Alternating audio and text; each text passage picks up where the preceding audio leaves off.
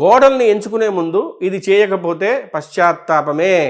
జై శ్రీరామ్. నువ్వు పెళ్లి మాటలకి వెళ్తున్నప్పుడు నీ ఇంటి పూజా మందిరం దగ్గరికి వెళ్ళి చెప్పుకోవాలి. ఎలా? ఈ సంబంధం అయిపోయేటట్టుగా చేయించు స్వామి అని అడగకూడదు. ఇలా అడిగితే అయిపోతుంది. తర్వాత వచ్చే పరిణామాలపై ఆయన బాధ్యుడు కాడు.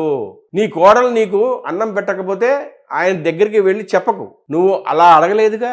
అందుకే ఆ ఈశ్వరుణ్ణి అడగవలసిన విధానం ఏంటంటే, ఈశ్వర, ఈ సంబంధం యోగ్యమైతే మా వంశం దాని వలన కీర్తి గడిస్తుంది అనుకుంటే, ఆమె నా వంశంలోకి ప్రవేశించడం వల్ల, నా ఇంటి కోడలవడం వల్ల నా ఇల్లు పరమ పావనం అవుతుంది అనుకుంటే, ఈశ్వర, ఈమెని నా కోడల్ని చెయ్యి అని అడగాలి. కాబట్టి పరమేశ్వర, నువ్వు నిర్ణయించు.